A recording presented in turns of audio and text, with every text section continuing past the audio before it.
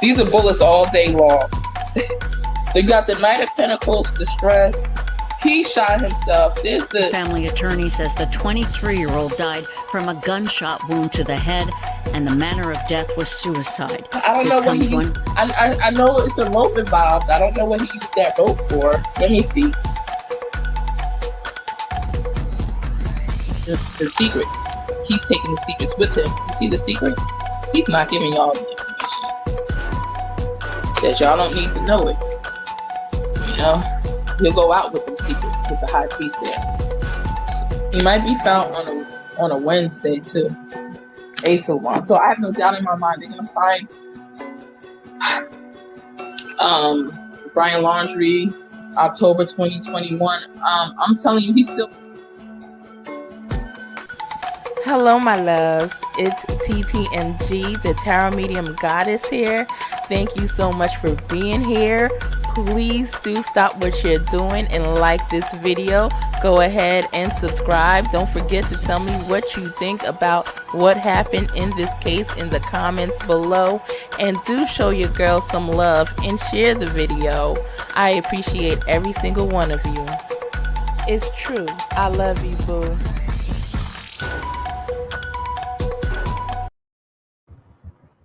Hello. Thanks for coming to another episode of the Tarot and Medium Goddess show. Christina, happy to see you again, love. I am well. How are you, my wonderful, beautiful member? Hope all is well with you today. Hello, Dixie. Oh, no, you're not late. We are just getting started. I'm a bit parched here. I've run out of water, so I'm going to have to probably use my tap water. But I'm sure a lot of you guys want to know what's going on in the Trezell West case, or Orrin Orson or Cincere's classic case, right?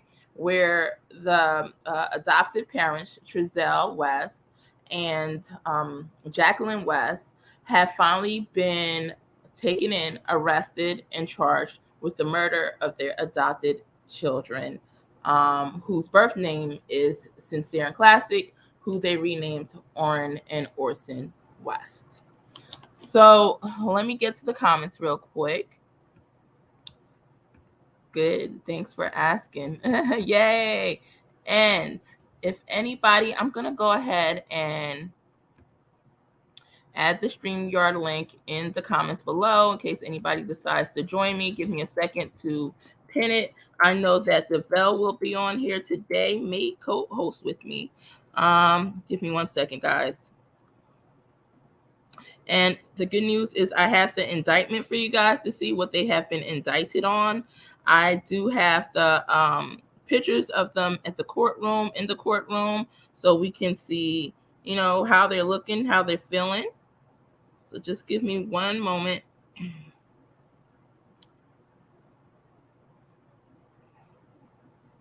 It's starting to warm up here in the Northeast. How's it going where you guys are? How's the weather where everyone is? Okay, here we go. Before Jobber, it was late nights in the...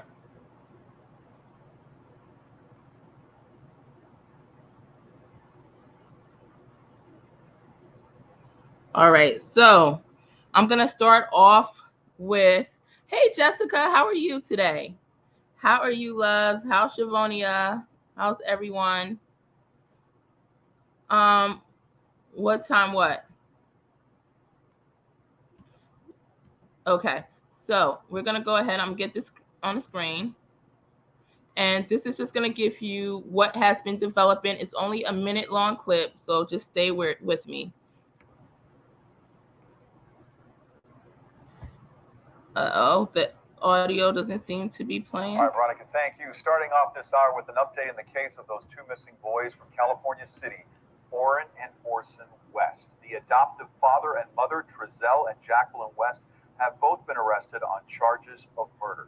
According to the Superior Court website, the couple were booked on 2 counts of second-degree murder, 2 counts of willful cruelty to a child, and a misdemeanor count of filing a false report of an emergency. So how do we get to this point? Let's take a look back at the timeline of events in this case. It began back on December 21st of 2020. That's when the 2 boys were first reported missing. Then on February 4th, the reward grows for the missing boys to $120,000. On March 1st, the BPD announced they were taking over the investigation from the Cal City Police Department. In December of last year, that was the 1-year anniversary of the disappearance with no new updates from law enforcement. And then last night, we found the charges being brought against Trezell and Jacqueline West after the arrests were made. We are hoping to hear from law enforcement later this morning. You can follow this on air and online by going to our website, turn23.com. Okay. So there is a little update in the case. Give me 1 second.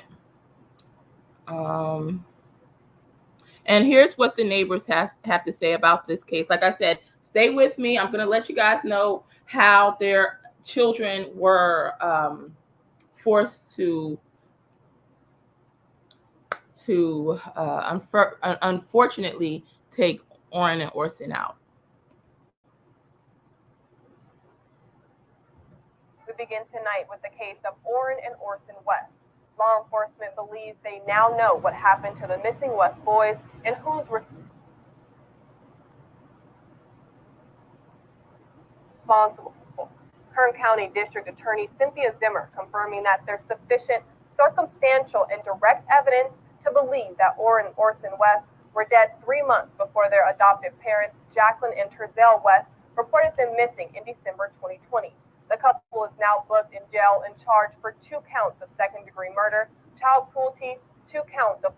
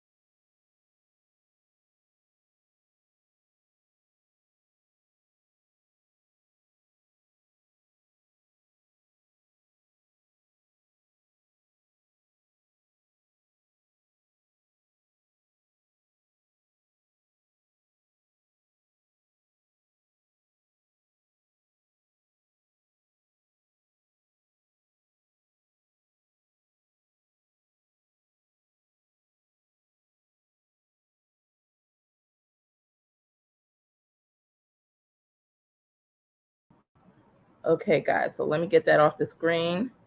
And then I have Trezell joining me. Hello, So, you can't hear me? Yep, you're adding now. Okay, cool. Okay, Cool. so let me go through the chat real quick and see what I've missed. Okay. Jessica says, "Hey, Goddess. Hey, love. Hey, Jessica. What time? You mean what time? I'm not sure what you mean." Dixie says, "Was warm yesterday, cold today." Yeah, that's how it is up here too. One day Mhm. freezing, freezing rain, and the next day it's warm. It's like so confused. But I'm not gonna knock it because it can stay a little cool till I'm trying to work, get in shape in here, get my summer body, and then go from there. then it could bring on the heat. Grams of 7 says it's a beautiful day in Kentucky, 65. Oh, nice. Kentucky. Okay. Yeah. That's what it's supposed to be this weekend on this Sunday over here is like 60 something. Well, it was 28 degrees here the other day. It looks like it's 39. What does it look like?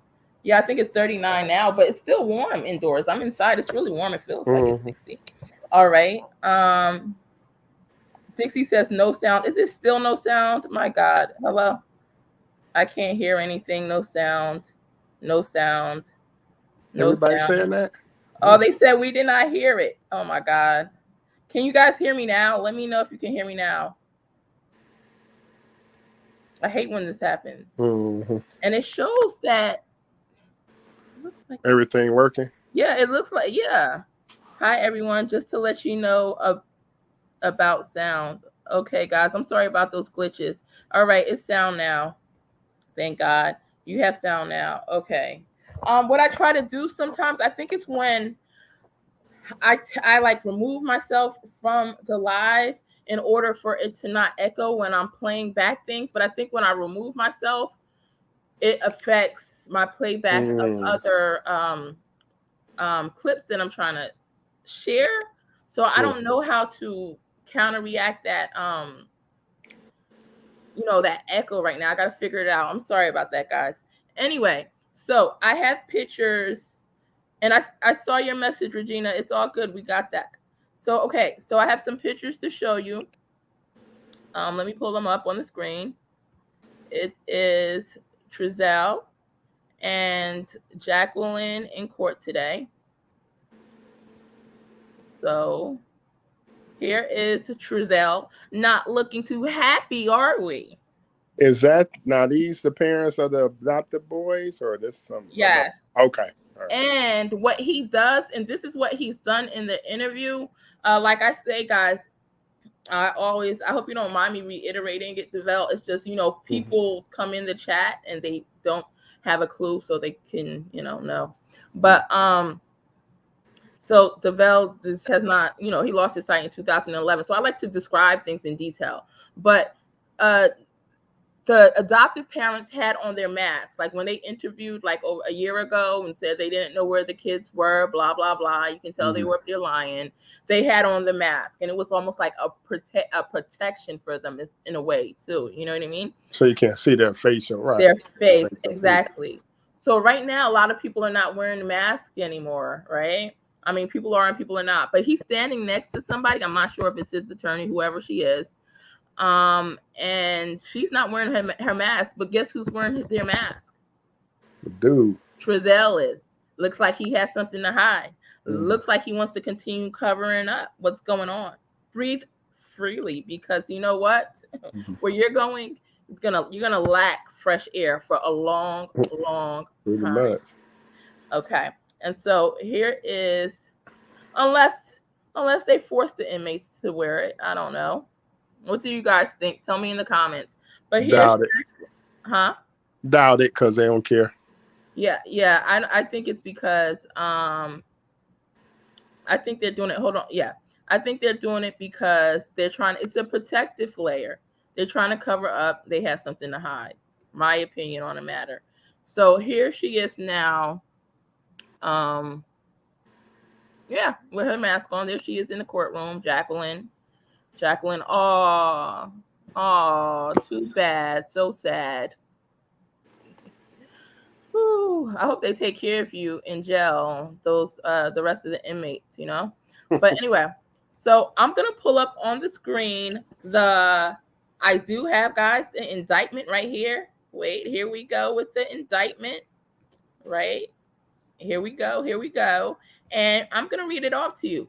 But before I do, let me get to the comments, and then let me play another little short clip, and we'll go ahead and get right into the indictment and see how Trezell West and Jacqueline West, Trezell, you won't believe this. I don't know if you saw the title when you came on or you just clicked the StreamYard link. No, I just clicked it.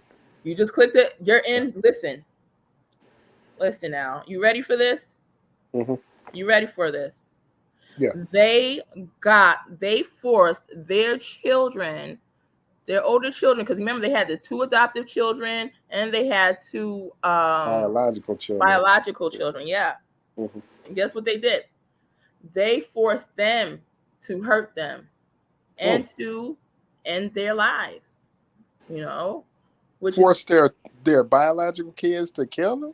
Yeah, their older kids. Yep. And how old are their older kids? I think there's a 13-year-old. I forget how old they are. If anybody can do a fact check on that and bring it to the comments when you get a chance. They're minors, though. Bottom line. Yeah, they're still kids. They're wow. Kids. Yeah. And what I've seen through, and I've seen it multiple times, it looks like some type of initiation, like it's for a spiritual purpose. And if you check out my other videos on, Trezell West, it looks like he was connected to some type of occult. And occult is not by any means, a lot of people take it negative, but occult means hidden knowledge.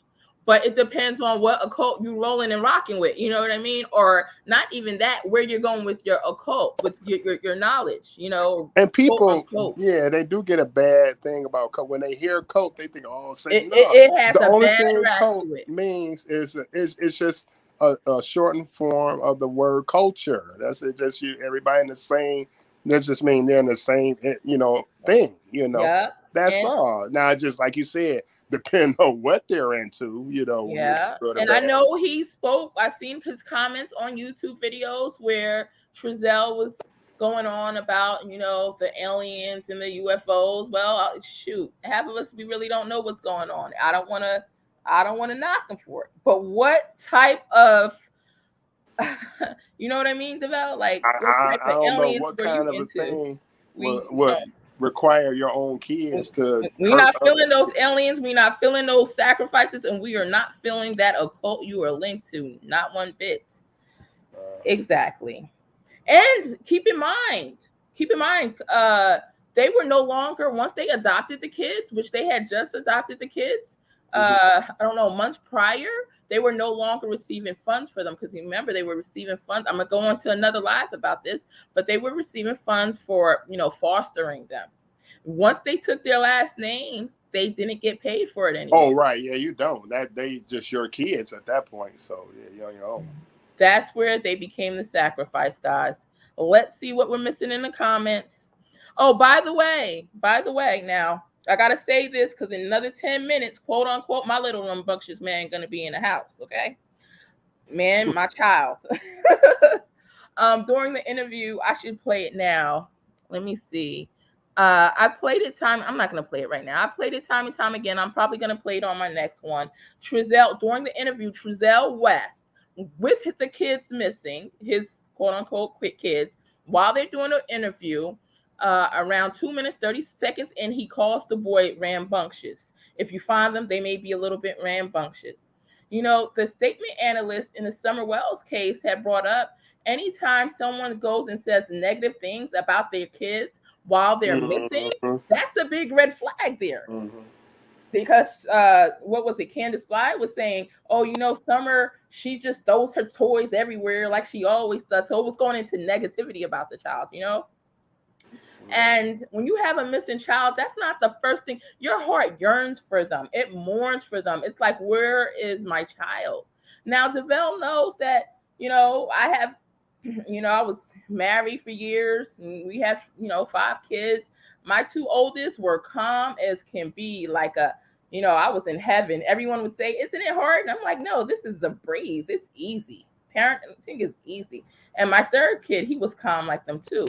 But I had 2 other kids that were hyper, and one, he was a little bit, But Devel would hear him on the phone and say, hey, what's going on in the background? Because, so somebody might see him, when he was younger as a bit rambunctious.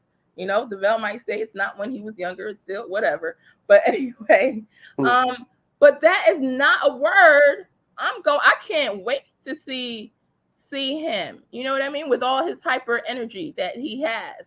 And nor does that have anything to do if with the child being missing at that point. So why would you even bring that up, or that Trezell they needed to messy be or something? backslapped for that. I'm Yeah. sorry. He Yeah. needed to be back, and I'm not sorry. All right. Dixie, you said we do not hear it. I have to figure that out when I'm glad you guys could hear now anyway. All right. I was trying to get rid of the echo and I got rid of the sound. Regina says, hi everyone. I just let her know about the sound. Yep, she did text me. Yes. And Grams of 7 says, you have sound now. Awesome. All right. Thank you for doing that, Regina. I appreciate that. Because, sometimes I'm not in the chat because I have to multitask and pretend I'm like a little director stuff, doing all these different things in the background. Christina says, getting media ready, etc. Christina Henderson said, did someone block me? Who blocked you? I can see you. No, you can't be blocked. No, not if you see her comment. Last night. Right. I was like, wasn't that the same one? I said that last night. Yeah. No. Yeah, if she's reading it, then you're not blocked. No, you're not blocked. I see you, honey. And I saw when you came in. I said hi right away. Christina, I got you. Give me 1 second, Christina. But no, you're not blocked, Christina. Give me 1 second. And you can't get blocked by mistake now either. All right. Christina got a wrench, Devell. So okay. Yeah. Regina Diamond says, in a lot of cases, foster parents or adoptive parents give more abuse than the terrible home they are removed from. Yeah, and it's sad. And you know what I noticed in a lot of these cases where the kids go missing, whether it's the adoptive parent or the parents, it's usually with the parent, a lot of these cases that the kid winds up murdered or dead. I got to be careful of my words because, with YouTube. Because everything is alleged too right now. But yeah, so they have a greater chance of surviving if somebody just kidnaps them off the road. That's what it seems like. Because a lot of those kids sometimes wind up turning up. You know what I mean? They've been through some stuff, but all right. Regina Diamond says, hello, Tarot Medium and Goddess. Grams of 7 says, turn it down on your end and we can turn it up on ours. That may help. Okay, Grams. And Grams, if you decide you want to come on, I do have the StreamYard link pinned to the conversation. I told Devell he missed the chit chat with you yesterday. Dixie says, so what was this about the boys? Okay, it's about them using their children to, I'm just about at the end of the chat, I think. So Regina says, Regina Diamond says, hi, Mr. Devell. Hope all is well. It is. Hello to you too, Miss Regina. So like I said, Dixie, it's about them using their kids. And I have the indictment right here for you guys. So I'm about to bring that up on the screen. Christina says, it was a mistake yesterday. She took care of it. Welcome back. Yes. Okay. Caressa says, and thank you for letting me know because or me like figuring it out through Mallory, because when I'm in StreamYard, I can't really see who gets blocked. So thank you for paying attention to that, guys. Caressa says he's an attorney. Okay. It was a lady next to him. So I guess, you're saying his attorney. Okay. Hello, Grams. I'll be right back, guys. See who this is at the door. All right, guys. I'm going to play this little clip real quick, and then I will show you the indictment, right? Well, as this plays, I got to run downstairs and get something real quick. As soon as it's over, I'm going to show you the indictment for those who came to see that. So I'm going to jump straight into it, and then we'll get back to the comments. How about that? Let me see. What's the next one?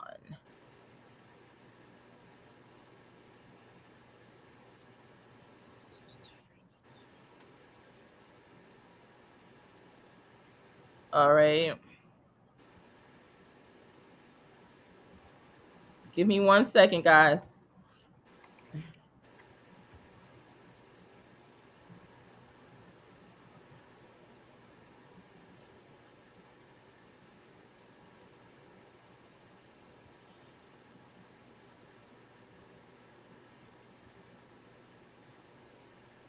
No.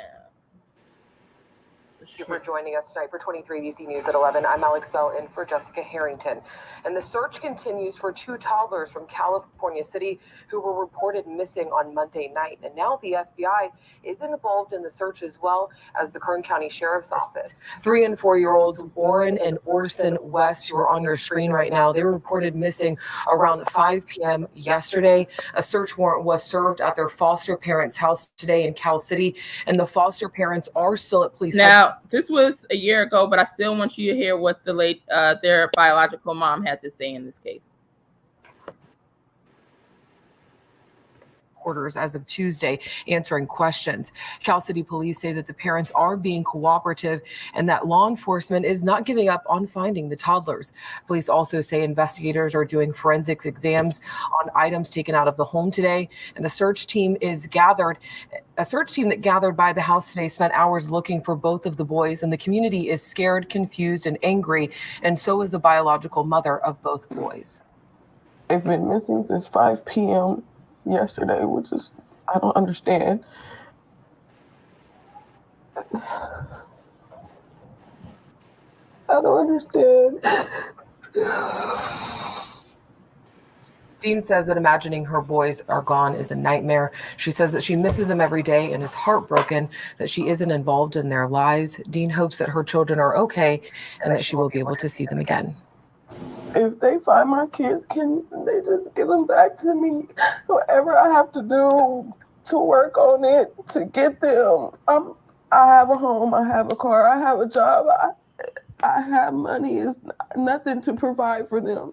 I come from a good background, as you can see, and I don't understand. I just want my babies. If they find them, just give them back to me, please. That's all I want.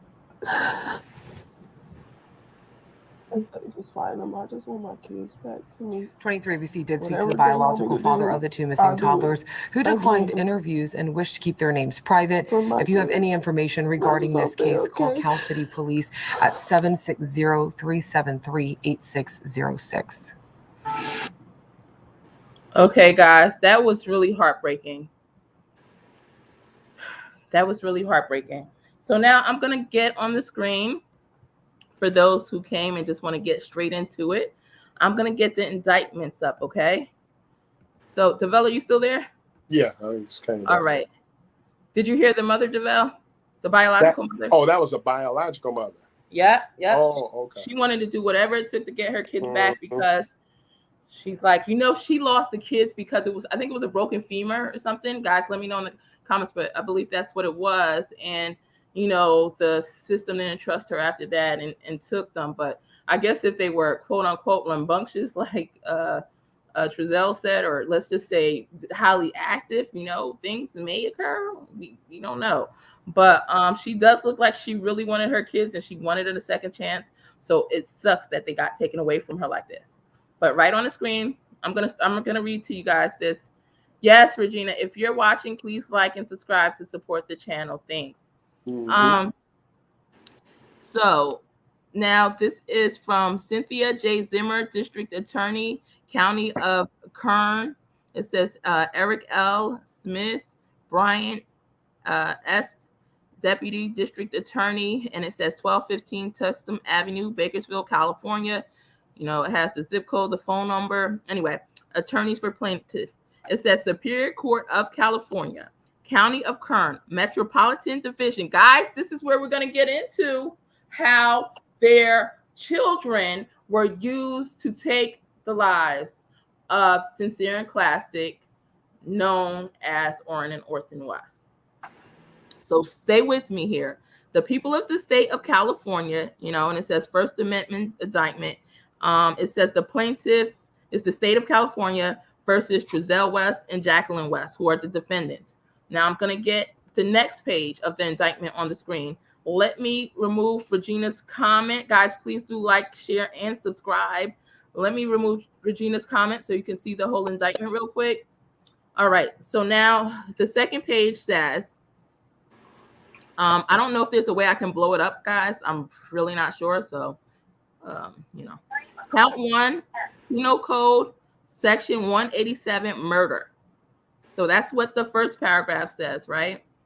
And then it says, on or about September 1st, 2020 through September 30th, 2020, Trezell West and Jacqueline West did with malice of afterthought murder Orrin West, a human being. And oh my God, I just want to cry because these are little boys. A human being in violation of Penal Code Section 187A. Second degree murder, a felony. I feel like they probably could have got first degree, but we're going to have to trust this, this process. It is further alleged, I'm sorry for interrupting, guys. I'm going to continue without pausing.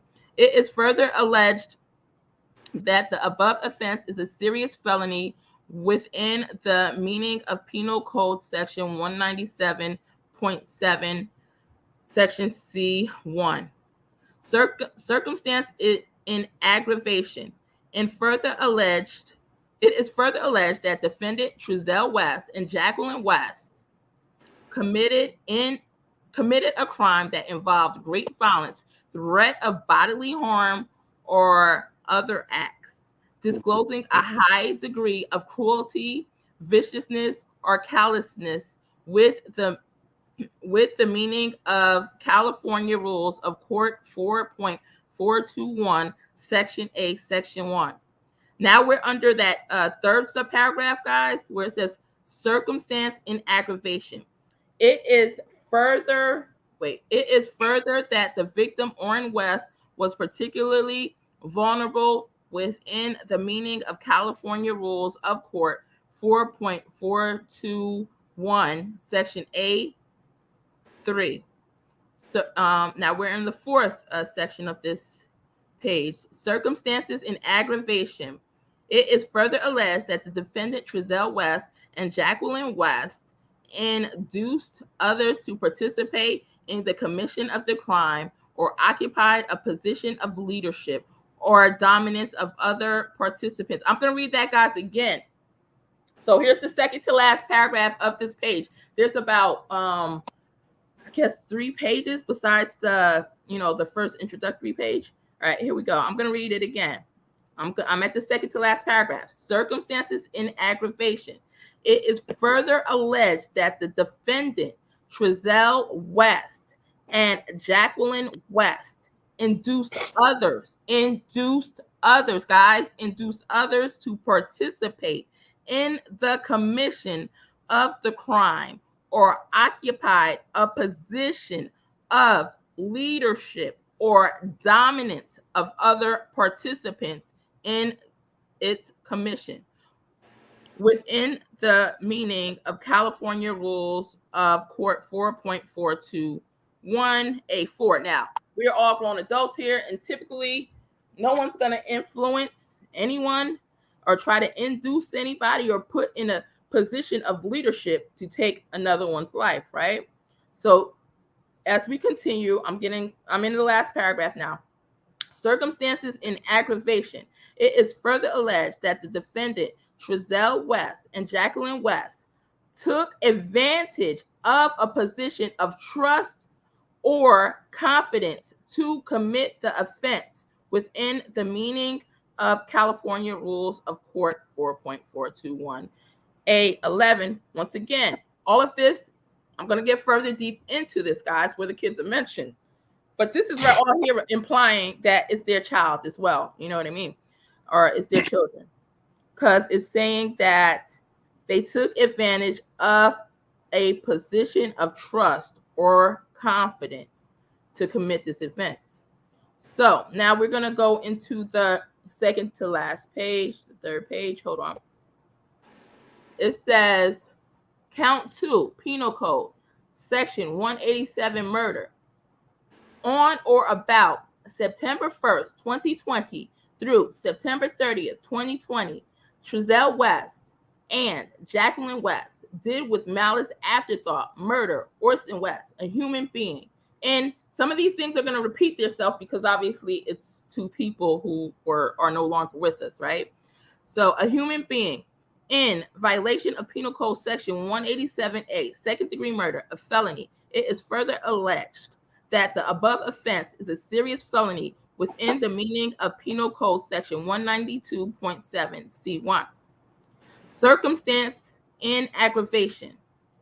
It is further alleged that the defendant, Trezell West and Jacqueline West, committed a crime that involved great violence, threat of great bodily harm, or the acts of disclosing a high degree of cruelty, viciousness, or callousness with the meaning of California Rules of Court 4.42L, Section A1.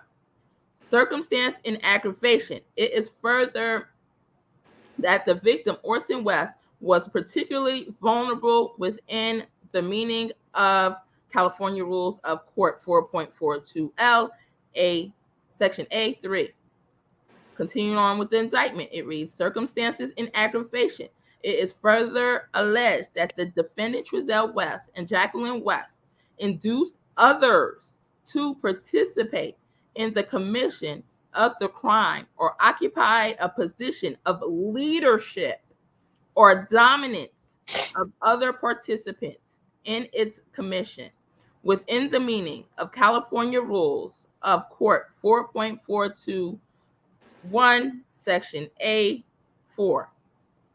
Circumstance in aggravation. It is further alleged that defendant Trezell West and Jacqueline West, that the manner that the crime was carried out indicates planning, sophistication, or professionalism within the meaning of California Rules of Court 4.421, Section A8.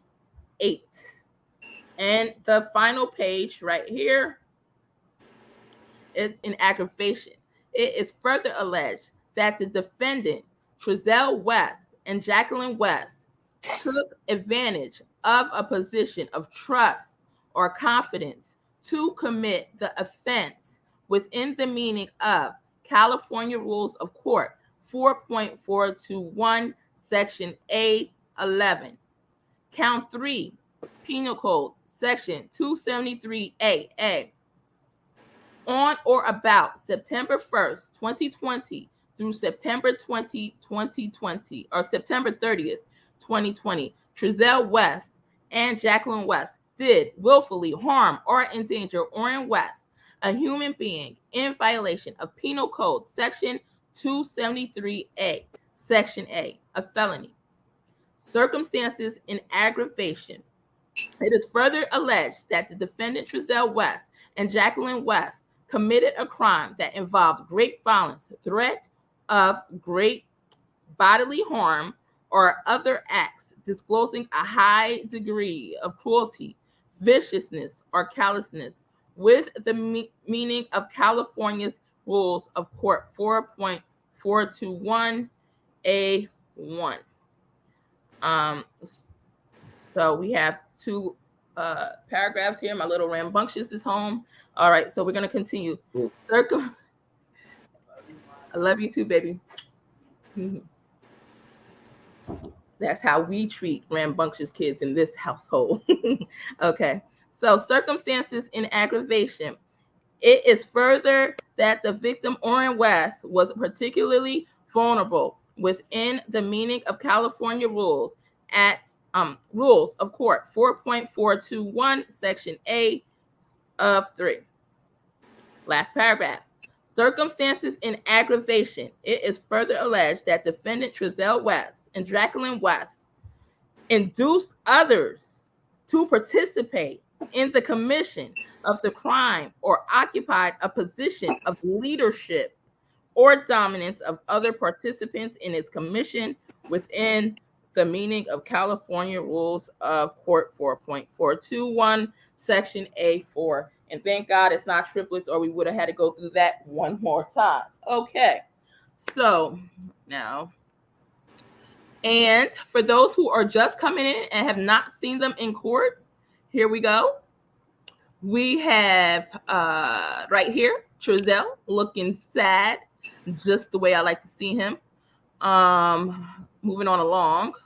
And I think the attorney who's representing him, I think she's disgusted. You cannot be a woman. You can't be a human being with any level of I don't know, here and be okay with this. So, but everybody, I guess, in the, they deserve to be represented. So there she is for him. She probably not good with it. She looks disgusted, guys. What do you think? She's gonna have to. I don't know. This one will be a hard one for me. I wonder if it's public defenders. Does anybody know? What do you think it is, DeVal? I don't know. I just know that she's probably not good with it. Even if she's she just doing her job because everybody's entitled to due process. But I guarantee she's representing them, but probably looking at them like they some garbage or whatever. But right. You got they're trained, and trained, and they've been school on top of school on top of school to learn how to put that to the side and do their job. So because everybody, somebody had to represent Charles Manson, True, and keep doing so. Even the devil got his side to the story. Exactly, I agree. So let's see in the chat here. We're going back to 240. So we're a little bit backed up. Regina says, hello, Rams of 7. Regina, it says, please, everybody do like and subscribe. That's right. Thanks for supporting the channel. What? Grams of 7? Yes. Yes. Mm-hmm.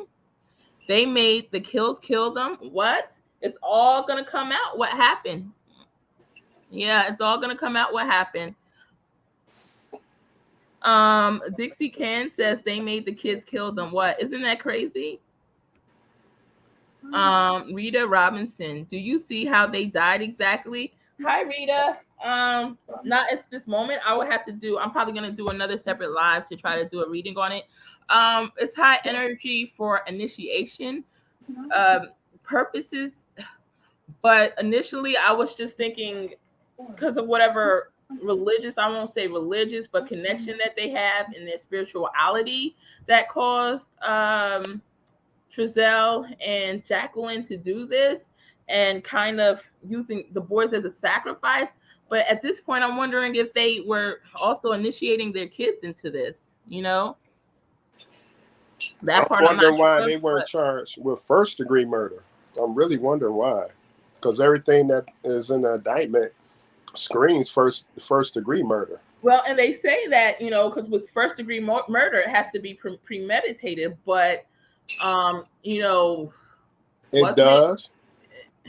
And at some point, they may say that they just use the kids to maybe sit on them and to kind of attack them in a certain way, but they knew what was going to be the end result. So in a way, that's still premeditated. And another thing with premeditated, when people hear premeditated, they think like, okay, a long planning out, premeditation can happen minutes before. You can premeditate somebody murder like only a minute before you actually do it. It's just a matter of you knowing what you're doing and you knowing what the end result going to be and you knowing that you're doing what you're doing is going to cause them death. So yeah, that's premeditation right there. It's just a matter of when it comes to premeditation, unless they say it or you see some other stuff, it's kind of hard to prove. Right. So they don't automatically just go with that. They may add it later. What I was hoping is that they would start with first degree, and if it has to get knocked down to second degree, then it is what it is. But I guess just like they could downgrade charges, they can upgrade too as the case goes along. Yeah, maybe. That's what they do here. They'll say like when the first one you said was murder, it just said murder. Here they'll say open murder because they don't know which way they're going with it, whether it's second degree manslaughter, and wait. Anyway. I know how this happened too then. So the people, whatever jury they had selected to determine whether or not these people could go ahead and be charged, they probably couldn't will them in with that first degree. They couldn't get the jurors to say yeah to that first degree. But second degree, they got them to say okay too. Yeah. So as long as they get them in the courtroom with that second degree, it can always be upgraded, right? So that's how that works. And that's why you see, when you see cases like that, where it's basically just it's one crime against two people or whatever, but they really throw the book. They find everything because they want something to stick, no matter how little. That way, because sometimes you can't prove first degree murder at all, even though it. The fact that they use their kids, their biological kids, to do it, to me shows premeditation. That's But true. again, knowing that and everybody seeing that and proving it are two different things.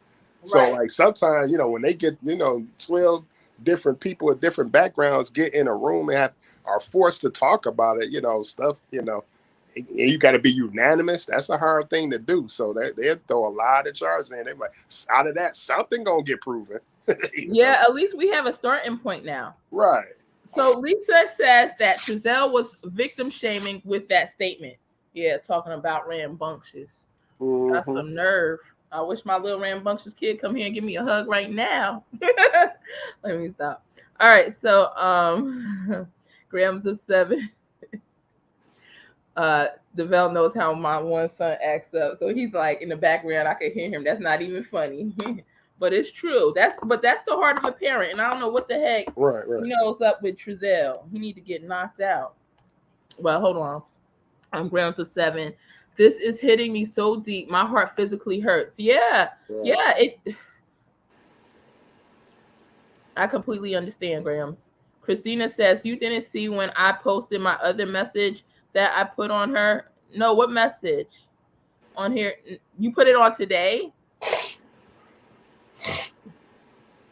Regina Diamond says, Nani do going through some family issues, but it will work out. Happy to hear you're fine. Yeah, Regina, like I said, I don't know what's up with the cancers right now, but we're going to make it through. Grams of 7 says, where are my Southern manners? Hello, DeVell. Hello. Who said that? Grams of 7. Oh, hi. How you doing? Okay. Right. Hope all is well.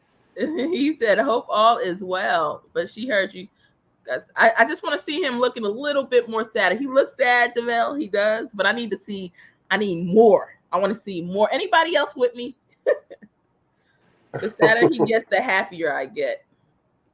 I need I don't normally speak like this, but I really want to. He needs to feel the pain right now. Yeah, I need some dude. Him being cellmates with a dude that's about 6'7" and 350 named Bubba. Right. and him and Bubba having a little fixation and obsession with him. And Trezell real pretty and stuff. Yeah, I need that to happen. Exactly. Mm-hmm. Teresa says. It's the one by the Air Force Base. I'm not the space. Yeah. These poor kids are screwed for life, right? Mm-hmm. They're totally messed up. I wonder what's going to happen with them. I guess they get to stay off the hook, right? Because they were forced in this situation. Especially remember what the indictment said. They were in a position of authority and forced them to do it. Yeah, there's nothing you can do with that as far as the kids' part. They were doing what they were told to do, probably forcefully told to do. Mm-hmm. Regina, we love you. Grams of 7 says, hello, Nani. People sacrifice people to the... Mm-hmm. They do. To the devil. Yep. Why am I getting the feeling that, not when they adopted them, but even because I'm hearing twice that this happened in 2020. So that's, year and a half ago. So why am I getting the feeling that they really, became foster parents just to sacrifice some kids? Yeah, that's exactly what it looked like. That's what's going on here. Because, you said they were some kind of thing where that's required. Bell is always so on point without even knowing much of the story. That's exactly what happened. They had moved from one city in California, I think from Bakersfield, California to what is it? Cali. Gosh, what is it? I think it's Cal City, California, California City, California. Mm-hmm. And anyway, they had lived there for like 3 months, I believe. It was like 3 to 6 months, but guess they have, so they moved from one place. They said that Orrin and Orson West, whose real name is Cincere and Classic, that they went missing from the house. But all the neighbors, and they look like those nosy neighbors, Trezell, that know everything that's going on in the community. They look out the window. They know who's with who. They know who's cheating. They know, all the extra stuff. Right. They said that they had never seen, and I'm saying because they're a certain age where, that's what people do. They're a little older and they don't really that's just what they do. Plus they protect the community. So that's my stance on it. But they said they never seen any kids out there. And for the ones who have, they were not Orrin and Orson West. So it looks like they never moved there with them in the first place. Right. Yeah, exactly. Regina says, Teresa, yep, they will probably have issues for the rest of their life. And where do they go? 20 years from now, they could possibly have a re-trigger someone else. Oh, terrible. Well, I hope that doesn't happen. I hope they get the psychological help that they need. Right. Especially while their mind is still molding right now, Right. Nani says, Regina Diamond, we are family. You guys have also brought through a lot. Yeah. Have also brought us through a lot. Grams of 7. Yes. Regina Diamond says, Nani Doob, yes, we are all family. There would be a lot of lost souls if we didn't have each other to lean on. Thank God we have each other. Nani says, yes. Teresa says, that poor biological mom. Yeah, you saw the video. Right. He's in tears. So imagine now.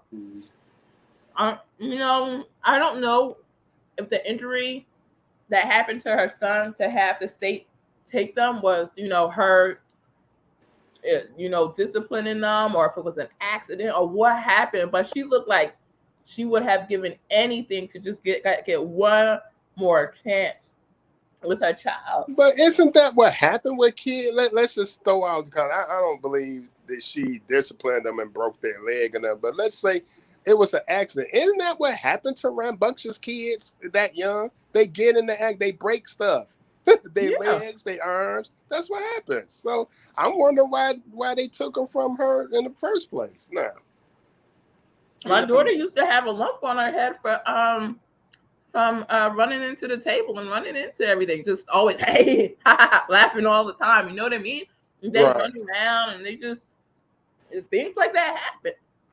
And it's crazy because it's like our children that come from our womb, we're subject to the county, to the state, to the country. When they say, "Oh, we're coming to get them," you gotta give them. If you're gonna cooperate, otherwise, what's gonna happen? Right. So she cooperated and let go of her kids, and now this is what happened. They were used as a sacrifice. Christina says, "Hello, Grams. Yes, broken leg and testing positive for weed, even though it is legal in California." Oh, and weed is weed. I mean, who, the president before has smoked weed, so that's not even to me a basis for doing anything. They want to play with they that's something they like to hide and use when they get good and convenient for them. Like, oh, by the way, she was smoking too much weed. Let's take the kid. No, there ain't no reason. But we have Summer Wells who's bent over, right, at the crotch, and her neck is hunched over, looking like she has all type of infections. Right. And she gets to stay with her mother. Right. Well, CPS was coming out for them though, so it wouldn't have been long. They were catching up to them for sure. Right. Teresa says, "Our damn DCS system sucks." Yeah.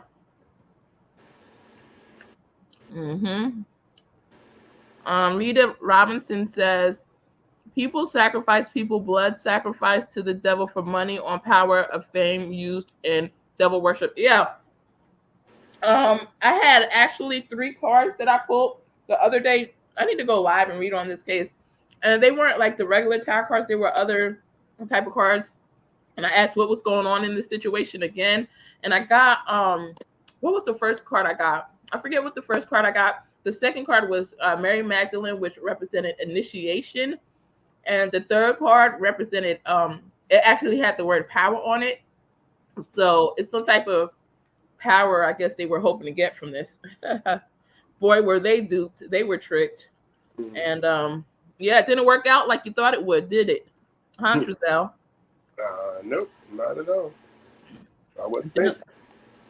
You're powerless. That's what you are right now, powerless. You don't even have your kids, your biological kids. Lisa says she does look disgusted. Yeah, the attorney does look disgusted. Teresa says, yes, I believe I heard public defenders. Okay.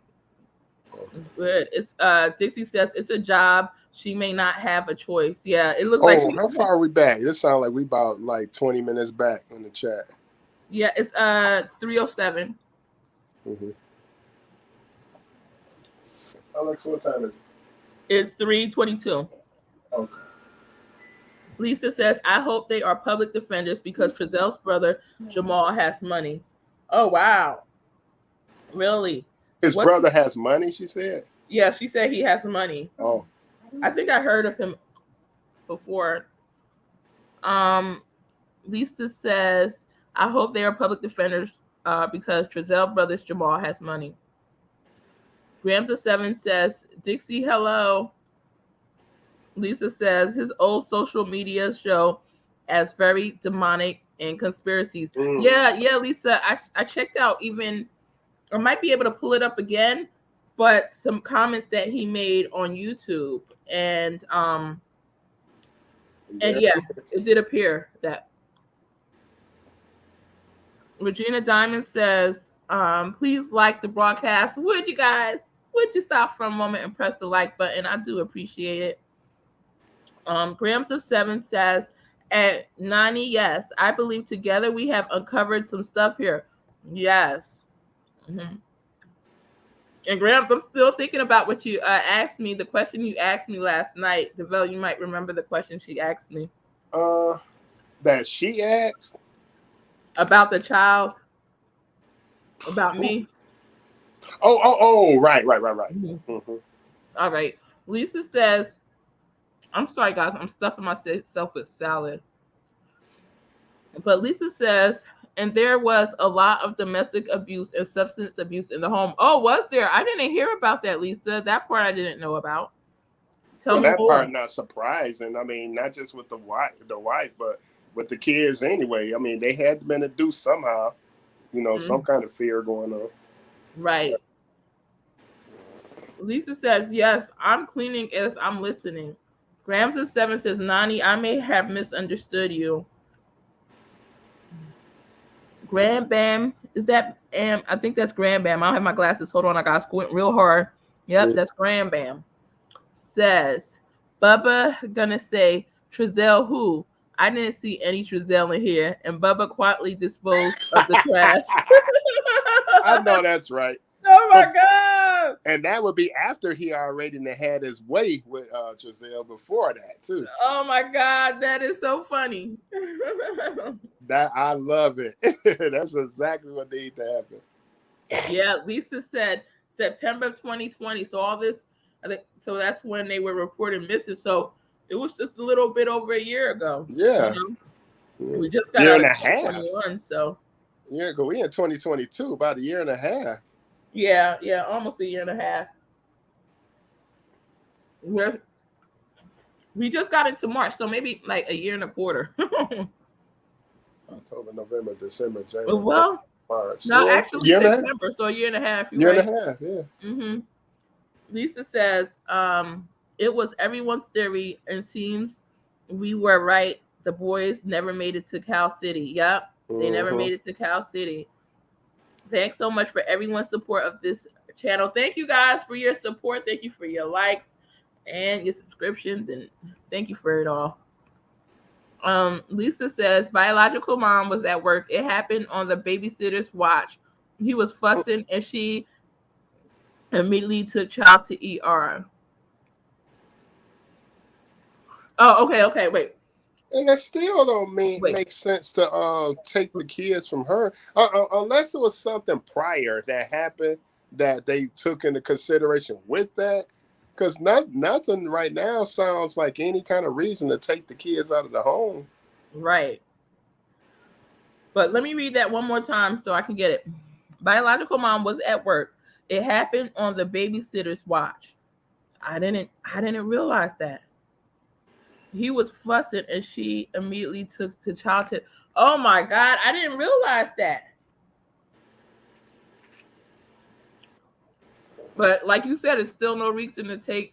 None at all. I'm not hearing nothing.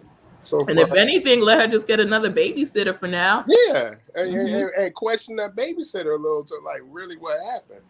Other than that, like I said, to me, it sounds like if he is rambunctious like that, little wild, little, very hyperactive kid, that's what happens. They accidentally break stuff, whether it's objects or stuff on their body. That's going to happen. That's part of growing up. But like you said, it seems like it happened shortly after they got the children, adopted the children. So this hadn't been, something was planned out in this, Maybe not like timing and all of that stuff because they got caught, so it wasn't planned too good. Not that soon, no. Teresa Townsend says, look how many children had DCS involved and are now dead or seriously traumatized. Isn't that sad? Yeah. Yeah, every minute you turn around, it's another one. Dixie says, I think Don was saying summer. You think Don was saying summer? Shoot, it take a while sometimes to get to the comments, so I'm trying to remember what do you know what she means? No. Explain what she means, Dixie. I remember her saying something about summer a minute ago, but I know we did bring her up, but I forgot. Yeah. Sally says biological mom brought her son to the hospital after his injury. She didn't try to hide it.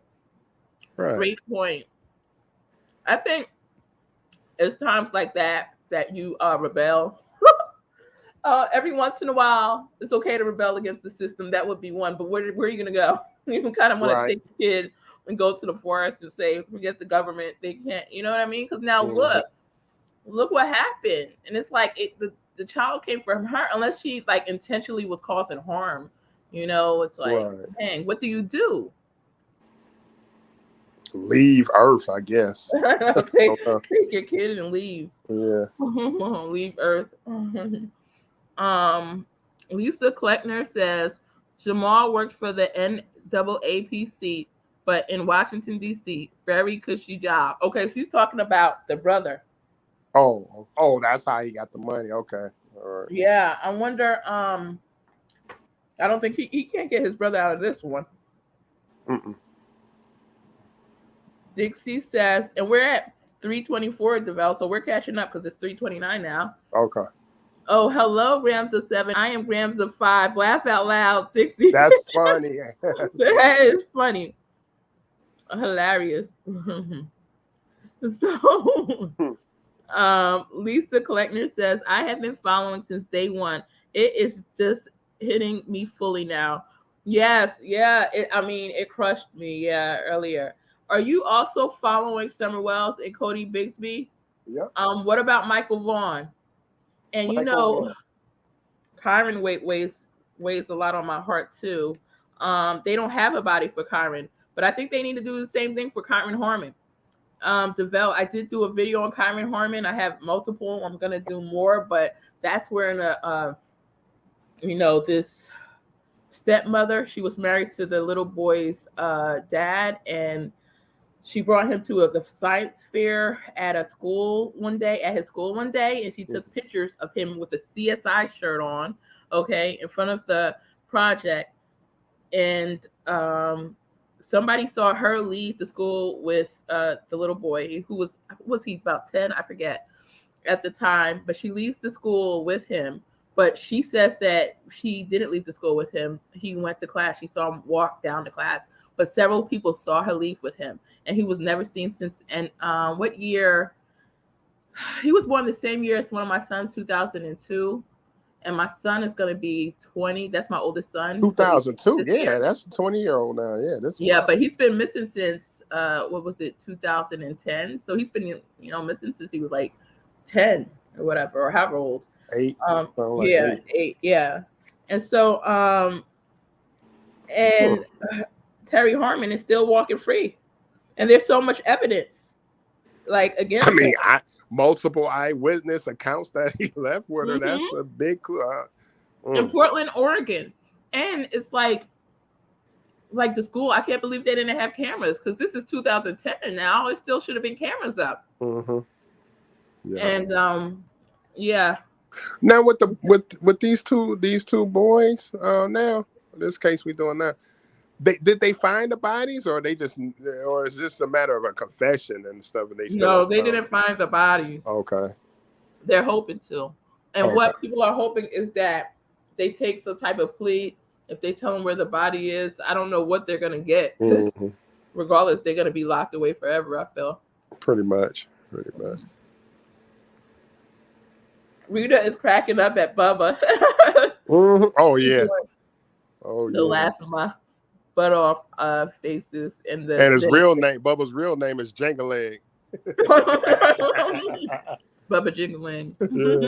No.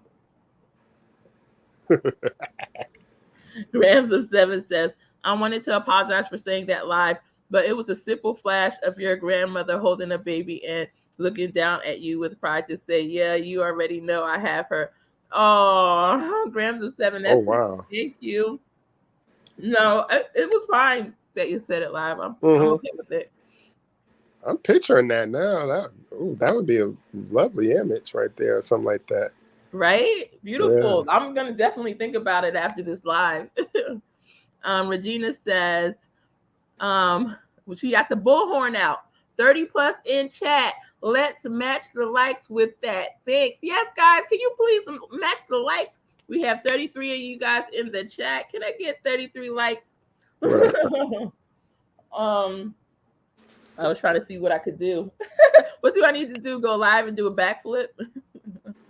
Falling across my head. But yeah, if you could press that like button, I appreciate it. I have to actually go back in there and do it, because I know when I'm in the chat and I'm I'm typing in the chat, I'd be like, oh, let me do it. I have to actually physically like go all the way to the end and have to close out the chat part to get to that like, comment, subscribe thing. Right. Do that and then come back into the chat. So I have to do it like that. But yeah, it's so I know that it's not on the same page. So they need to make it easier for you guys. Or anybody. Yeah, because that's like that seemed like, that's just a regular chat. It's like when we're in because guys, DeVell is all right. It's a reason why he can't just DeVell, for most of us, we just look at the YouTube video in the chat, and right above is the like button. We just so it's still right there. It's really easy. Yeah. Okay.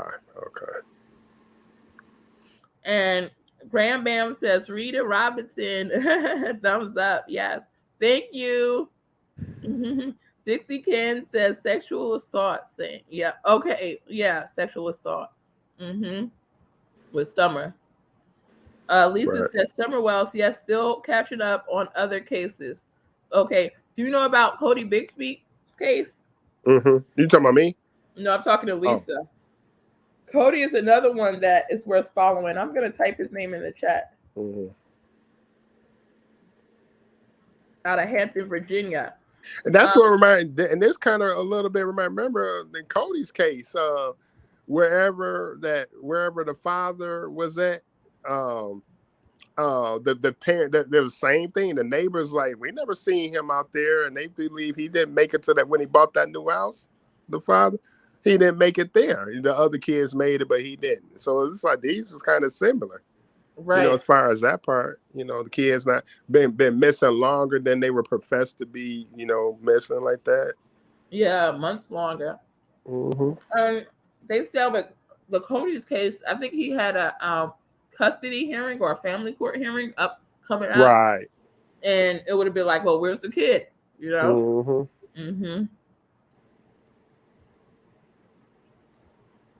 Sally says, if it's true that Jamal told L.E.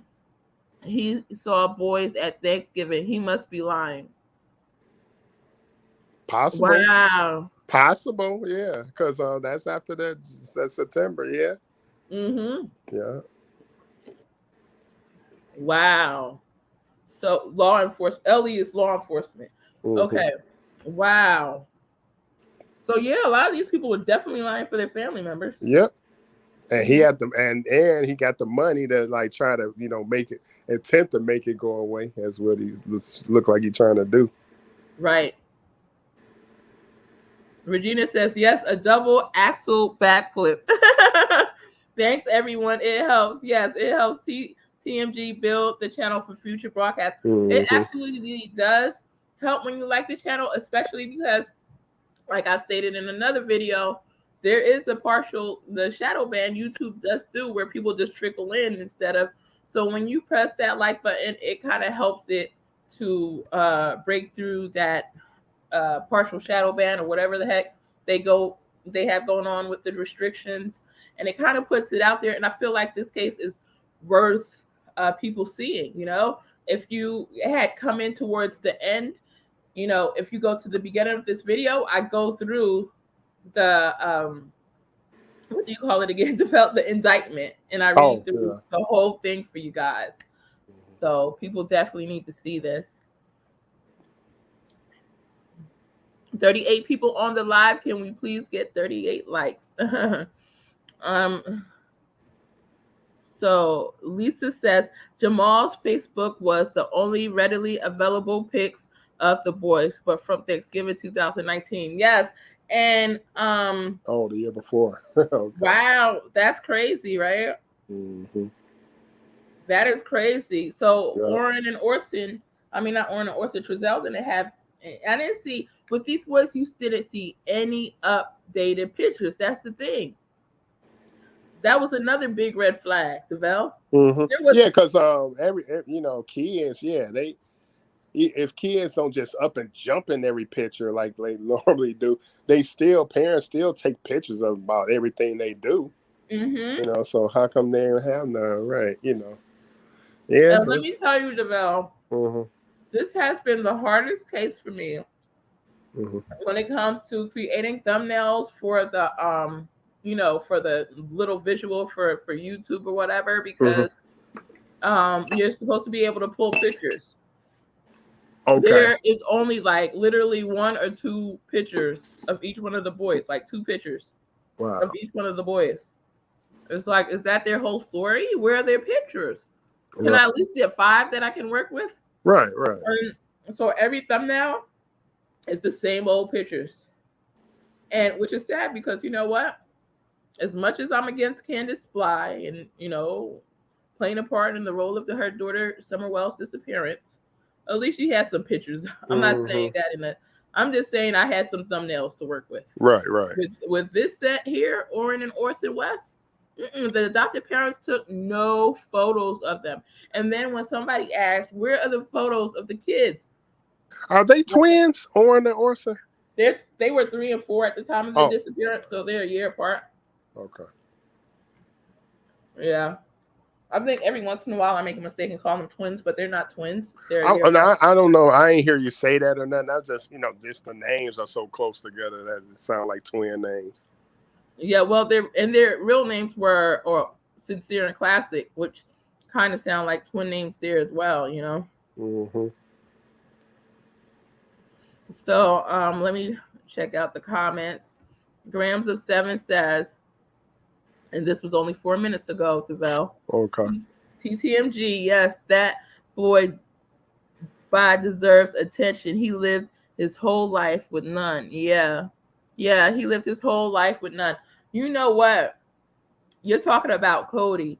Why did I finally saw, and I have to put that on a thumbnail in the future, one photo where he was happy and he looked happy. That was like one photo. And it just like his eyes are all lit up. That just made my day brighter when I saw that. But I'll use that in the upcoming thumbnail. Okay. Sally says, Lisa, right? What parents have no recent photos of their babies? None. None. And then when people were asking her during the interview, I guess they were wondering the same thing I was wondering. Maybe the whole world was wondering the same. Right. That knows about this case. She said, "Oh, they're in my phone, and they have my phone." You liar! There's nothing in your phone. Wow. Mm-hmm. Should have asked her, were they alive or dead in your phone? Tell us. Oh my goodness. Regina says, at grams of 7, typing issues too. My fingers just can't do it today. She sound like me with the typos and stuff. You know who Grams the other day, she had so much typos because of her phone. Yeah, my dictation sometime Regina is having slight ones, but the other day Grams, we would have to try to figure out what she was saying completely. And Regina, it's already been a day. And Regina says, at grams of 7, a whole week for me. Happy when it's done. Yeah. Yep. So once again, I'm gonna, for those who are just coming in, I'm gonna put up the indictment. Should I read through it one more time, Trezell, or just let people listen? No, just put it up there so it can be seen. Okay, I'm gonna put it up. While I was talking, while we were speaking, I was putting up photos of them in the court looking all sad. Their sadness makes me happy. Me too, because like I said, Jingle Egg Big Bubba would like a word with Trezell. Exactly. And Trezell, he's not skinny or nothing, but he's slim. You know what I mean? He's not bony, but he's still slim. Okay. So he's gonna have his day. I think they call that easy access right there. Okay, so we're gonna get this on the screen. For those who joined us towards the end, I'm gonna read this indictment one more time for those who were here and you don't want to listen through it. I understand. Thank you so much for being here, but please press that like button now, guys, because I'm reading this indictment. So, Superior Court of California. I'm only gonna read it once though, okay? Because it kind of doubles up on the charges, so it's repetitive. So I'm only gonna read it one time. Superior Court of California, Count of Kern, Metropolitan Division. The people of the state of California is the plaintiff versus the defendants Trezell West and Jacqueline West. All right, this is case number B as in. Let me see if I can remember how we did it in the military. What was B again? Alpha, Bravo. Yeah, Bravo, Foxtrot, 188340, Alpha, Bravo. Okay. First amended indictment. Okay. So count 1, Penal Code, Section 187, murder. On or about September 1st, 2020 through September 30th, 2020, Trezell West and Jacqueline West did with malice aforethought murder Orrin West, a human being, in violation of Penal Code Section 187A, second degree murder, a felony. It is further alleged that the above offense is a serious felony within the meaning of Penal Code 192.7, Section C1. Circumstance in aggravation. It is, oh, guys, I don't have the page up. All right, there it is. Let me get this off of the screen real quick and I will continue. Okay, it is further alleged that the defendant, Trezell West and Jacqueline West, committed a crime that involved great violence, threat of bodily harm, or other acts disclosing a high degree of cruelty, viciousness, or callousness with the meaning of California Rules of Court 4.421, Section A1. Circumstance in aggravation. It is further that the victim, Orrin West, was particularly vulnerable.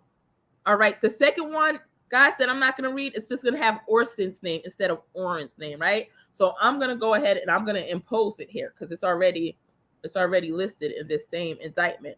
So Further, that the victim Orrin West was particularly vulnerable within the meaning of California rules of Court 4.421, Section A3. Circumstance in aggravation. It is further alleged that defendant Trezell West and Jacqueline West induced others. Hello, that's their children, guys. Induced others, that's their children, to participate. Pause for a second. When I say that's their children, that's the part that I'm adding in.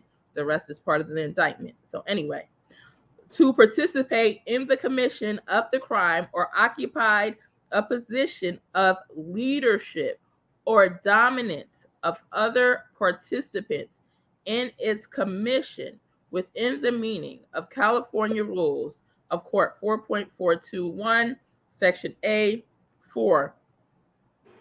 Let's see. And then the last part says circumstance in aggravation.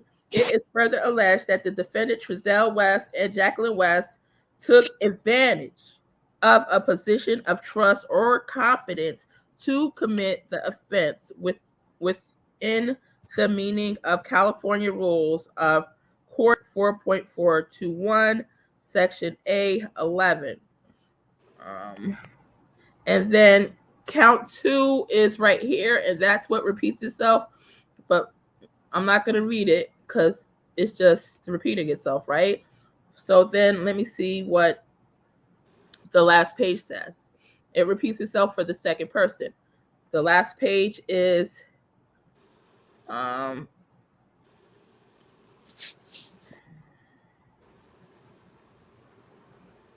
it's just basically the whole thing repeating itself, but we're going to read count 3. Count 3 on or about September 1st, 2020 through September 30th, 2020, Trezell West and Jacqueline West did willfully harm or endanger Orrin West and Orson West, a human being, in violation of Penal Code Section 273A. Right? It's a felony. So there you have it, guys. That's the indictment. If you want to hear it word for word again, you can rewind because I go over it thoroughly earlier during this live. So back to the comments.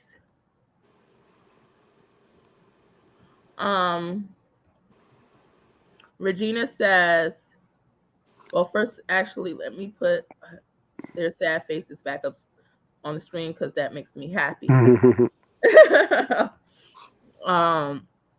Rams of 7, a whole week for me happy when it's done. You know what, Devel? Some people have no type of conscience, and when they commit crimes, like say for instance, they might be a serial killer and they just have no remorse for what they've done. Not to say they have remorse, they only upset that they're in trouble. But there are some people who don't show any type of emotion, like they're even sad about being in the court or whatever, and that kind of sucks because you don't get anything. But they look almost as if their life is ruined right now, and because of that, I can smile a little brighter today. Now let's continue. Teresa says they only said because they got caught. Yes, they're only sad because they got caught. Absolutely. Right. Yeah. And Regina says, thanks for everyone joining today. Hit the like to show your love. Yes, please hit the like. Did you hit the like button, guys? Lisa Kleckner says they were arrested trying to skip town. Yeah, they had a whole RV. Did I tell you that? I didn't know that. That's funny. Okay. What was crazy about it is a news broadcaster I think it was in a store, was it a gas station store? But anyway, they had stopped Trezell to question him about, guess who? They were going to question him about Trezell. And guess what? The news reporter didn't realize that person was Trezell. And so it's like somebody that was in the area or, on scene had told them, hey, that person you was talking to, you were asked questioning them about Trezell. Well, that person was Trezell. Oh my God. And they were fully disguised and everything. And Trezell was acting like, he acted like he wasn't them then. Yeah, he went along with it probably. Yeah. Exactly. And so when they told the reporter, I think Trezell started to go into his, RV, motorhome, whatever he was toting around, because they knew they had to be on the move. They were about to be out. And, I guess the cops got called or whatever, and they got paddy wagons to the, they got arrested. Okay. So, they almost That's God at work right there. And their RV got towed. Yeah. It was one of those little cheap, it wasn't nothing worth talking about. But Lisa says, I thought it was dispose of the boy's remains that states they made the child or children help. Either way, horrific. No, it was not. It was information that they got from the children. You remember when they had went and took the kids, right? They took the two biological kids that they have and the other two adoptive kids. They took them away, and I don't know, like CBS took them wherever they brought them. And so they were being questioned. And I believe Jacqueline and Trezell was nervous about that, and they tried to interfere and get in the way of that before and try to tell the kids, don't say anything. But that even got back to the prosecutors and stuff. So it's the information that the kids gave them that they were being forced to cause harm upon these little kids, like they were animals, like they were dogs. Right. Lisa Kleckner says Jackie and Trezell went to the sex shop just a couple of months after they were reported missing. I saw that. That's where they were found, DeVell, instead of looking for their kids. In a sex shop. A couple months after. Yep. Well, they could just use it for Bubba's purposes. on Trezell. That's all. They could bring it to Bubba. Yeah, they knew where he was going, so they might as well prepare you. Yeah. All right, so here is, I'm going to post this. It says, where are the bodies? I don't believe I played this one, guys. I'm going to play this one, and I think after that, we'll read the comments, and then we'll jump off of here. This is Lumen, give me 1 second. First device for hacking your metabolism. I know you guys can't see the screen yet. I'm trying to... Just one breath. Lumen tells you what you're currently burning for energy, carbs, or body fat. So you can see what's going on with your metabolism in real time and what to do about it. Breathe in the morning to get a personalized nutrition. Okay, guys, skip. We're going to pause this. And this one is supposed to go over where are the bodies of the boys. So let me pull it up on the screen real quick. Let me see what Sally says first.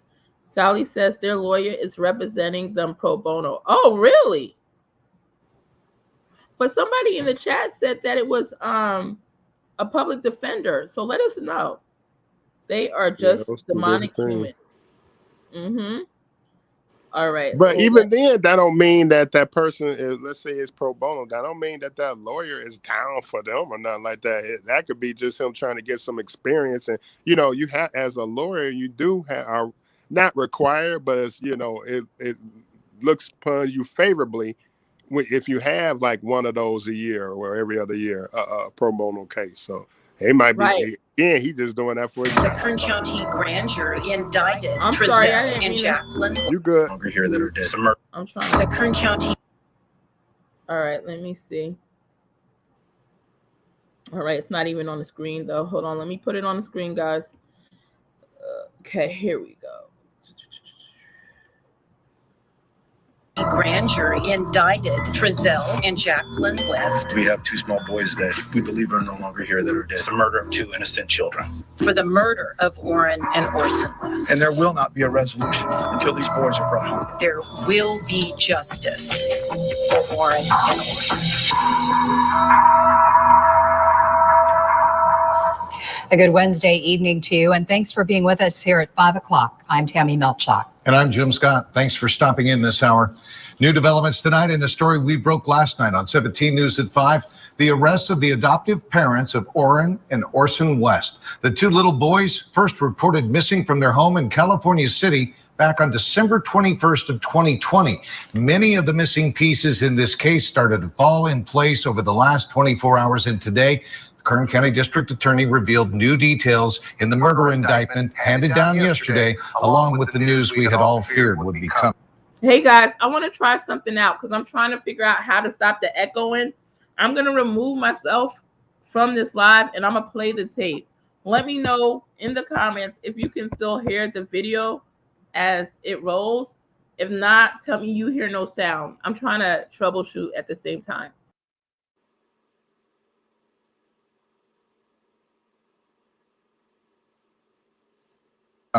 17's Christian Galeno joins us live outside the Kern County DA's office with the shocking revelations. Christian?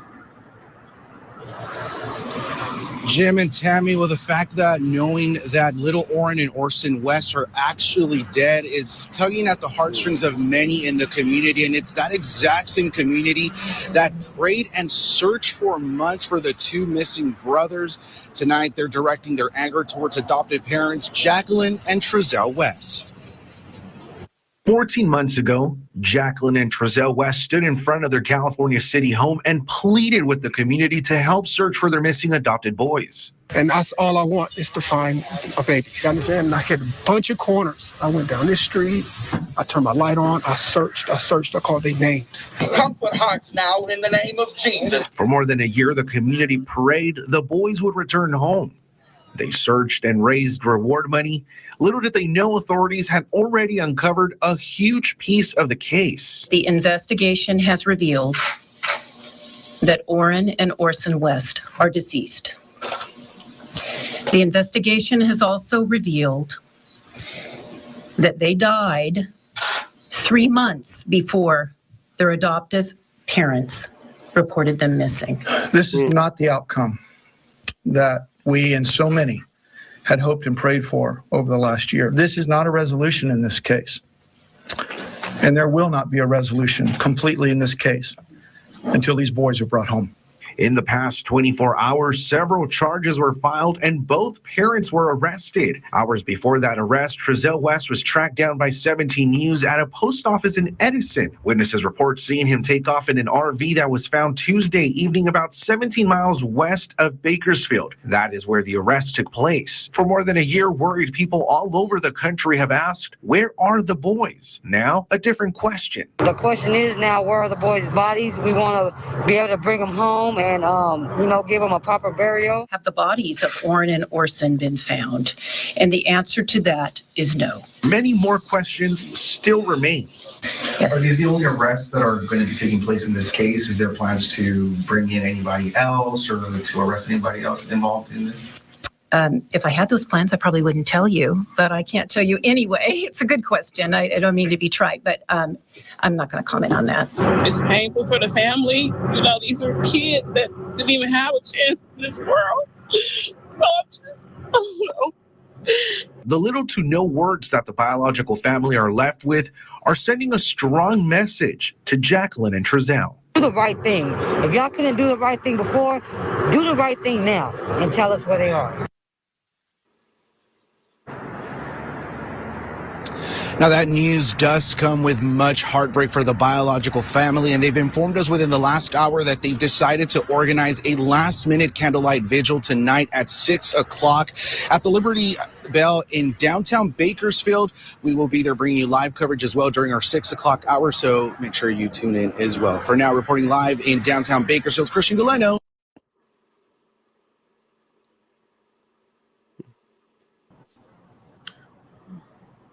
Okay, guys, so there you have it. Unfortunately, these boys are gone. I'm sure the children had informed them exactly, what happened in this situation. Of course, they don't know what they did with their bodies or where they took their bodies. One can only imagine. You could feel free to share in the comments or the chat your thoughts on what happened to these boys' bodies. And the question is also, will these children be testifying in front of their biological and adoptive parents, Jacqueline and Trezell West, that must be traumatizing again, to even do something like that. Could you imagine to have to throw your parents that you have some love for under the bus? Mhm. And wow, no matter what they did at the end of the day, they're still your parents. Even in the, like I said, in the Brian Laundrie case, I know a lot of people were upset with the parents, and I understand, but it's like that bond that, I don't know. Anyway, this just really hurts really bad what happened. I do know that the prosecutor, let me get his picture up on the screen, Eric Smith, he has requested a gag order, and I guess at this time it's whatever they need to do to get this case done the right way, right? Mm-hmm. Yep. All right. So, do you think that the kids will have to testify in front of their parents, Trezell? I'm quite sure. And depending on how old they are, the only question probably is going to be whether they'll actually be in the courtroom with them or whether they'll do a videotaped, question and answer and that. But other than that, yeah, they definitely going to have to do it. I can definitely see that.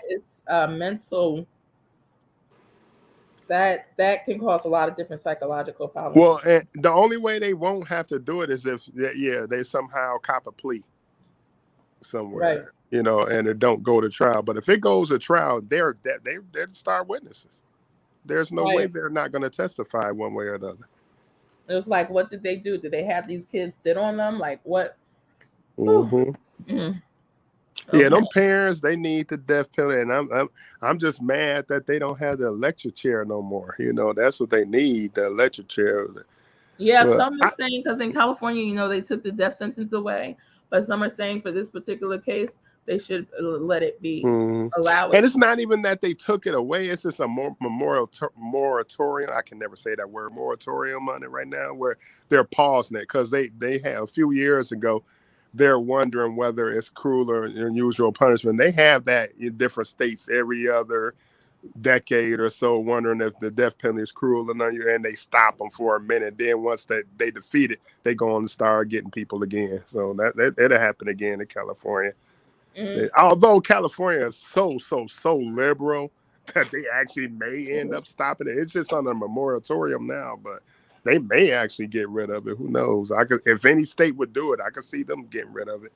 You guys tell me what you think about the death sentence. I see, Trezell, you agree with it. Me, I don't know.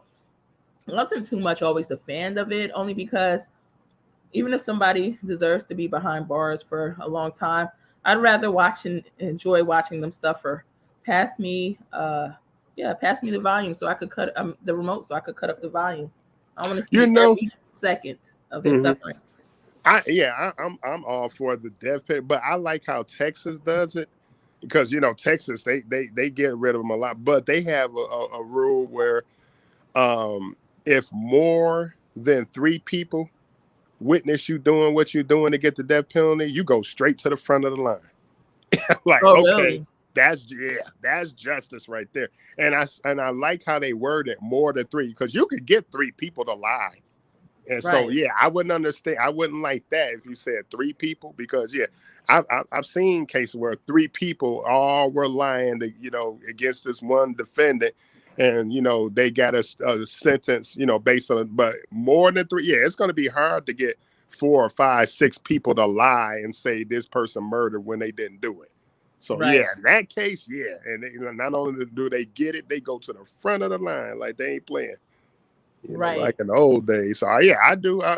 But like, if there's a shred of doubt though, then I'm like, just give them life in jail. That way you have the rest of your life to, somehow prove that you're innocent, instead of, you can't prove you're innocent if you're dead, That's true. You can't bring them back. You know what? Because there's a lot of people that over the years, guys, we have witnessed a lot of people get, what do you call it again? Exonerated after being in jail 10, 20, 30, 40, 50 years, because of DNA. Wind up dying, and you wind up finding out, they were innocent. And imagine if they would have, they would have gotten the death penalty. It's like they missed out on so much. I remember years ago.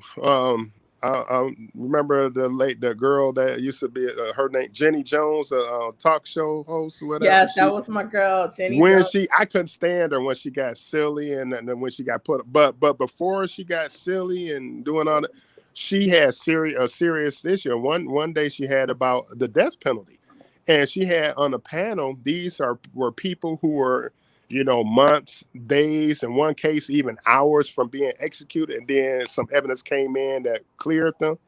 So she interviewed every one of them to ask them, what was it like, and then what did they do? The first thing they did when they got out of jail, and it was pretty cool. But in between these segments, she had a case of somebody who actually did get executed, and they later found out the person was innocent that executed. So I had their story up. They had at that time, this is like in the early 90s, maybe mid 90s. A statistic that said there were like 23 people that were executed in the United States, and they later found out them those 23 were innocent. But I mean, that's the ones that they found out. What about the ones they never knew that were? I'm quite sure there are way more that were innocent that got executed. Yeah, and that's the thing with the justice system. There's a lot of people behind bars that are innocent, and a lot of people that are free, that walk free, that are not. So that part of it does suck. What you gonna do?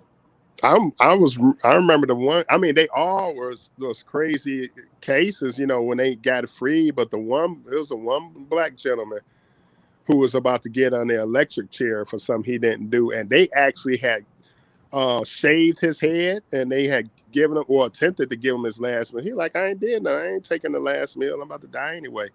Right. And literally about maybe 2-3 hours before they was about to put him to the electric chair, that's when they found out, something came in, or the governor stopped at something, and then they went on. Found out he didn't do it.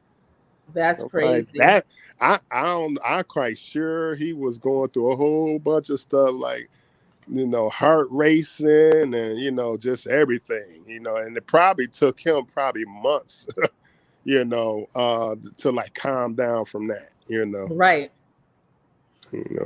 Not only to die, but die in such a violent and painful way. Yeah, that's something else. It is. Let's see what we have in the comments. Teresa Townsend says they only sad because they got caught. Oh, we read that part. Yep, we all agree with that. Sally had said that their lawyer is representing them pro bono. We read that. Yeah, we read that. All right. Oh, Lisa says, prayers we find where they are soon. Yeah, yep. I pray that we do find where they are soon. Yep. Where are they? We need to find out where they are. 25 Hey Lux. Hi, 25 Hey Lux. Beautiful picture you have up. I knew once the case went back to Bakersfield Police Department that the boys hadn't ever been in Sorry, I can't speak. Right. I knew once the case went back to Bakersfield Police Department that the boys hadn't ever been to California. Exactly. I totally agree with her. Yeah, that new house that they were at. Yep. I peeped that. They said, I was like, well, hold up. They were supposed to be from somewhere. Why is Bakersfield? I'm like, okay, yeah, they didn't ever go to the other place. They went to the new house and they went without the kids. Yet they stated the kids were in the backyard drawing with chalk, on the concrete, while he was taking care of the fireplace and she was wrapping gifts. Then you throw your kids out. Usually that's something you could do 1 o'clock in the morning if you have to, not put the kids outside with chalk. Right. And I believe it was a bit chilly in the time of the year too, because he was standing outside during the interview, with his hands crossed, and they said the reason he was like that was because he was cold. To me, it's because he had stuff he was holding back, but whatever. Either way, you don't just kick your kids out. No. And you have to make a fire. Think about it. It's so cold that you have to get logs for the fire. You're making a fire, and you got your kids outside playing with chalk. You're making a fire. Wait, I don't even think I thought about this before. I'm sure a lot of you guys have. But you got your kids out back in the cold. At 1 o'clock in the morning, too? No, it wasn't 1 o'clock in the morning. I said they could have done that, wrapping the gifts, because they said she was wrapping gifts and he was getting, the sticks or whatever, taking care of the fireplace. I got you now. Okay, yeah. So it was that cold in California that you needed a fireplace, but you had your kids outside. Something's not adding up. And if that's really what they were thinking, like if that was, then why not just, instead of being outside, just take them down the street or take them, McDonald's or something for lunch or something while you do all that, if that's what your intention was. Yeah. Exactly. Not just outside, in the cold for that, especially wrapping gifts. That's multiple hours. Right. Regina says, much thanks to everyone for tuning into this afternoon. Yes, thank you guys so much for tuning in. We have 57 people in the chat. It was just 61. Okay. Yeah, so if we can get those likes up, can we match the likes with the amount of people in the chat at least? I appreciate it. Lisa Kleckner says, thank you for going live for them. Absolutely. Let me know if there's another case that you want us to discuss. I know I'm going to do a lot of Cody Bixby because I want to know what's going on with that little handsome young man. I don't want to say young man, but he's just so adorable, 4-year-old boy, and out of Virginia. And of course, we do Summer Wells, and I've been wanting to do Michael Vaughn, so hopefully I can touch on him soon as well. Regina says, hit that button that says like. Thanks. Thank you, 63 people who are in the chat right now for liking this stream. 225 Hey Lux says, right, the chair. She's agreeing they should get the chair developed. Yeah. Eye for an eye. That's how I am. 2 for 2. That's what I was about to say. A 2 for 2. That's right. Teresa says, so there was another creator who just deleted her video with the indictment, but she has said when they were arrested in the RV, they were wearing disguises. Has not been verified by me. Oh, okay. Well, yeah, but you were saying that. Yeah, but with him, he was in disguise. That's why the reporter didn't know it was him. Somebody else picked up on it. Right. Yeah. Well, I know that some people, and hold that for a second because I want to get into that, Trezell. But some people, the one who deleted her, I know there wasn't a lot of people when I went live. We've been live almost 2 hours now on the indictment. But I'm trying to see how to say this. Okay, because the indictment doesn't specifically say the children, right? It doesn't say the children. So she could have got nervous about that and how stuff is worded and titled, and somebody might be telling her, oh, don't, go ahead and delete it. But from what I'm seeing, everything is implying and pointing at the kids, right? It's somebody that they had leadership over, someone that they had high influence over. Now, I don't know if adults go around letting you punk them like that, but I'm going to put up a fight. So, yeah, so right. The only person he would, only other people he would have authority over like that, if they were adults, would be like employees if he was a boss, and even then they're not going for that. Somebody, even if they would allow him to do that, they would go to the police on that. So, it to me it screams only but the kids. That's the only thing that people even have diamonds over like that, authority over. Yeah, and they would be moved to do that. And because you remember, Trezell, I told you this is not a big guy. This is a slim guy, like an average size, probably. And he don't got enough weight on him to be dominant over anybody but his kids. Right. So that's why I'm gonna take it. You can say I'm running with it, but we're gonna see. Because guess what? It's a trial in this matter. Now, the only thing is about the gag order, though. What do you think is going to happen? Do you think the gag order will be approved? And how do you think it's going to affect the case develop? Before you answer, let me hit up the comments real quick. So, Teresa said there was another creator who just deleted her video with the indictment, but she had said that when they were arrested in the RP, they were wearing disguises. Has not been verified by me. Okay. Well, I think I saw the picture of him going to the RV or walking away from the reporter, and he did have a mask on, and he was acting like he was not Trezell. So, Grams of 7 says, your grandmother shows me blue blanket and success in this endeavor. You're going to find your niche. Oh, awesome. Thank you, Grams. Thank you so much. I appreciate that. Tell her I'm trying. I'm working on it. Sharon Hayes. Hello, Sharon. Another beautiful picture. I'm just saddened by this case. They deserve the max punishment. Yeah, I agree so too. Yep. Yeah, I completely agree with you.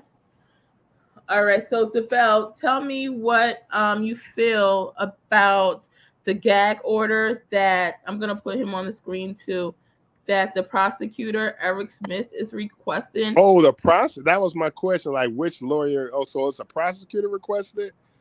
Yeah, it's do you Mhm. think that it's gonna get approved as well? And how do you think it will affect the case? No. I mean, I can be wrong, but usually when it's the gag order, I'm not an expert, but from what I've seen, gag orders are when it's a really, really high profile case that everybody knows about, and so that one and the other Well, thing. can we call this a high profile case, or you don't think it's high enough?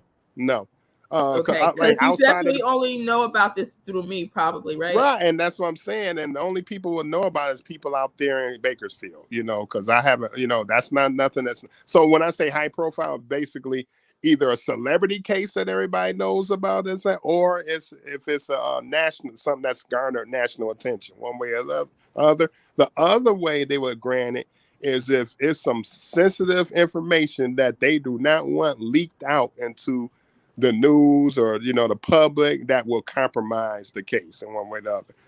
I don't. Other than that, I really don't see them grant. I mean, because there's so far as nothing that shows that it's going to compromise the case, that it's going to mess up with the opinions of the jurors or nothing that's already probably they all know about it anyway.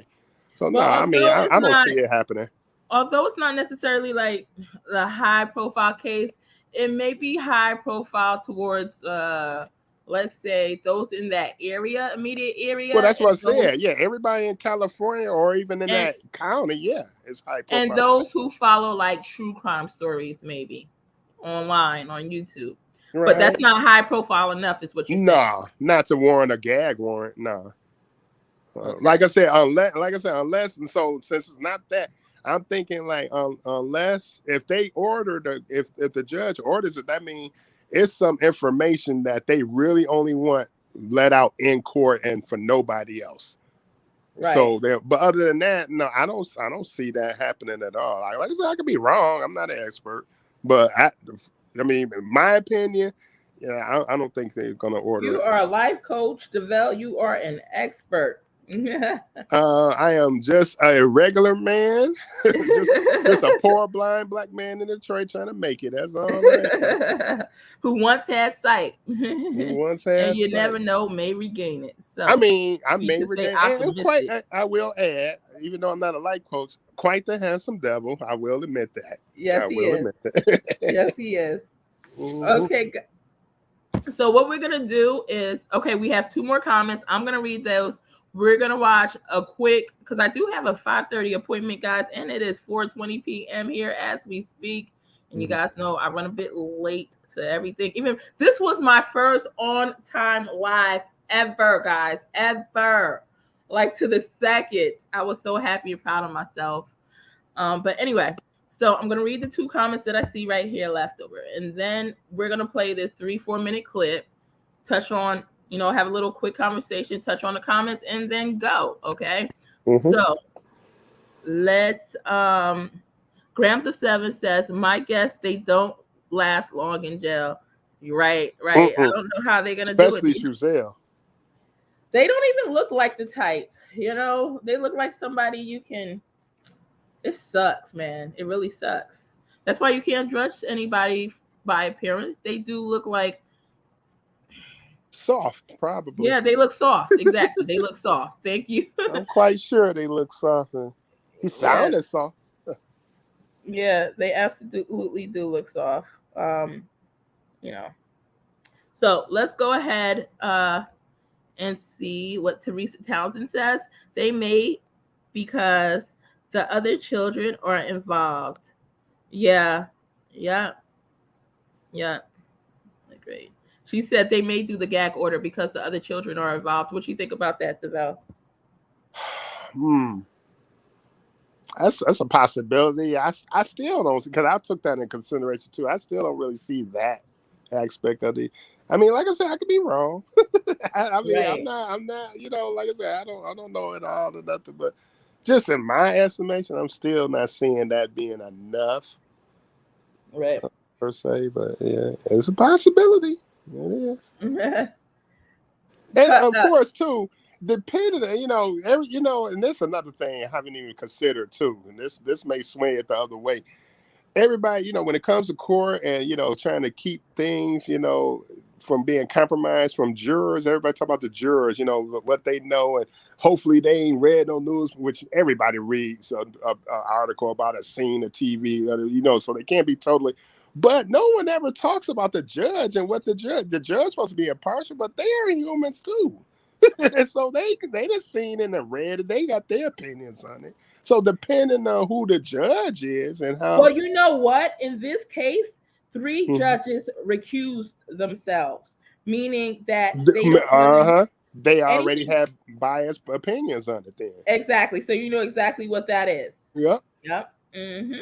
So people don't talk about that. So that when she said about the kids, that would definitely hold water if depending on what the judge, how he or she feels about the case person. Yeah, they can definitely have opinions and like, okay, I'm gonna just be impartial, whatever. But they're still humans, So I mean, it's still up to their discretion which way they fall, how they rule on certain things, and a lot of stuff you could tell. Sometimes it be based on their emotion and not, even though they try to be impartial and try to, look at the evidence per se, but they're still going by what they feel. Right. Bottom line, yeah. Right, I agree with you. All right. So a second ago, we had 68 people in the chat. If I could get 68 likes, we're sitting on 57. So if you haven't liked yet, please go ahead and do so. All right. We're going to play a really quick clip. Teresa Townsend says on time. She is giving me applause. Yes. Exactly. Me too. Yes. I wasn't expecting. That's why I was late getting on. I didn't think he was coming on time. I was so happy, Teresa. I'm so proud of myself. And yeah. I was gonna go into more details about something else but thanks for being proud of me. So we're gonna go ahead and we're gonna get something else on the screen real quick. It's a quick 3-4 minute 74. Guys, keep coming on in. We're gonna get a quick video up and then after I'm gonna break you guys loose. Thank you for rolling and rocking with us so long. Here was the community vigil that went on in the boys' hometown. Let's pull that up.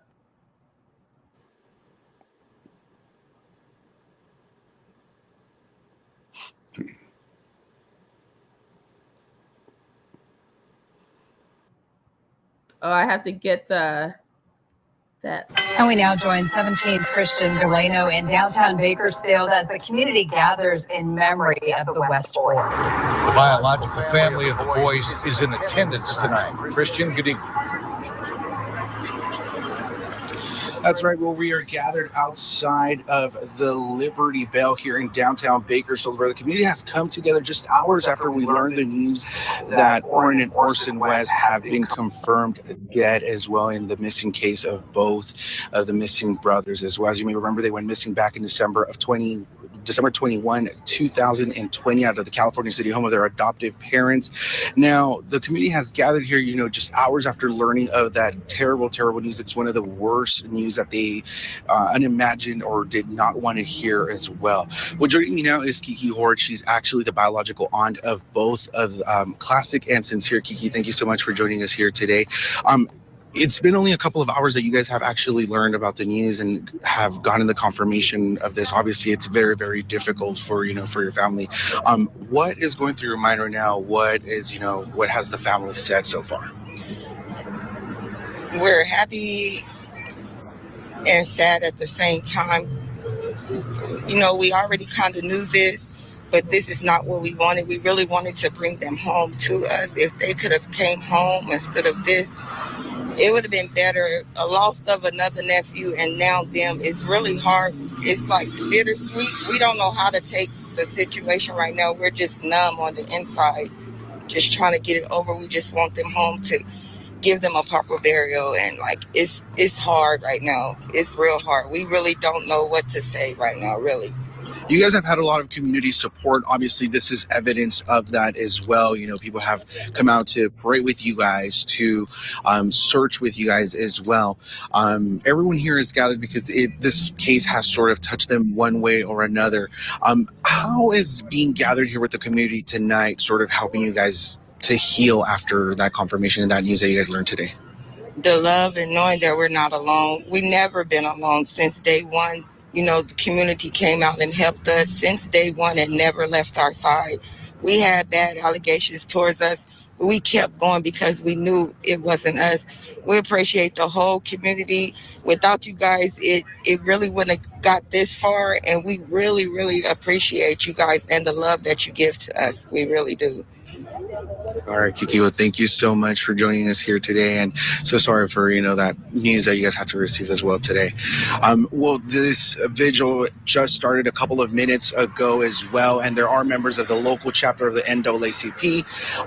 DA Zimmer has also made an appearance here to gather with the community after sharing that news that she shared with us earlier today as well.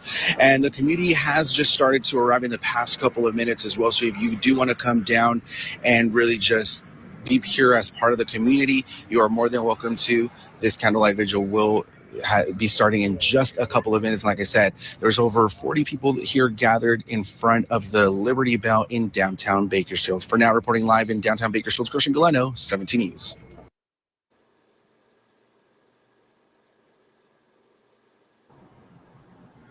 Okay, guys, so I'm back. We got that off the screen. So that was the weigh-in from the family members. It looks like they had to recently bury another family member. So obviously this was not leaving them in the best state of mind, Sharon Haynes says it would be hard not to have some preconceived thoughts. Exactly. I think that was good of the judges that try to take themselves out of the case. Mm-hmm. Especially when they see that the children were involved, they knew the indictments. That's a hard place to be. Regina Diamond says almost 70 in the chat. Let's match the likes to support the channel. Thank you guys for doing so. Mwah! I appreciate every single one of you. So whether you catch this on live or you catch it on replay, do please like the stream and subscribe. Trezell, is there anything? Did we touch on everything? Is there anything else you wanted to say? No, that's pretty much it. It's just that's sad case of affairs right now. And hearing her say, they just buried another nephew, and she didn't say how old it was and what happened. But I mean, wow! So they already was grieving, and now this happened. Like, wow. Yeah, for some people, when they go through stages like this, they're like, "What's going on with my family? Is this something that like, what do we have a black cloud over our head at times like this?" Because it just seems to, be one thing after the next. Mm-hmm. So it definitely would need prayer. Yeah. For their healing. Yeah, it's time for them to they definitely need that healing. So it's glad that they have the support system that they do. Once again, I thank all of you guys for being here. Thank you so much. Regina, thank you so much. Grams, Christina, Sharon, Teresa, everyone that I'm forgetting, Lisa, 25. Hey, Both Sally, Rams. What was that? Both of them. 5 both and 4. Grams. Yeah. Oh Both yeah, of them. Grams Yeah. of 7 and Grams of 5. Grams of 5 is Dixie. Dixie just named herself Grams of 5. Right. But all of you guys who've been, and Rita, all of you guys who have been active in the chat, those who just, sat back and just watched and enjoyed, we thank you. Graham Bam. Graham Bam is the one that was laughing about, what was it? Your Bubba comment. Right. Yeah, Nani, every single one of you guys, thank you so much for being here. We'll catch you on the next live. We may be on regarding, I don't know, probably more than likely Summer Wells or Cody later tonight, if not tomorrow. But we hope, yeah, thank you, 25. Hey, Regina says, much love to the co-host, Mr. DeVell, and she has her heart and her flowers. I need my glasses. You. I think that's a flower. Hugs and kisses back to you, Graham Bam. And Regina says, much love to the co-host, Mr. DeVell. Much love to you, DeVell. I would say your last name, but it's top secret, right? Nah. It be when I'm in the chat. It says in the chat. No. Oh, it just has your first. You used to have to Mr. Biggs up. It doesn't even come up anymore. Yeah, because that was a different phone, and so that had a different account. But yeah, my when you go in the chat, it comes up. I forgot. Yeah, it sure does. Yeah. But on StreamYard, it just shows your first name. Right. All right, guys. Before you leave, don't forget to sign the guest book. All right, that's pressing the like. That's the guest book here. And we'll see you next time. Regina says mine isn't. All right, love you guys. Oh, Regina, give me like 2-3 hours to get to you. All right, I'm going to call you tonight. All right, love y'all. Peace out. Love and light.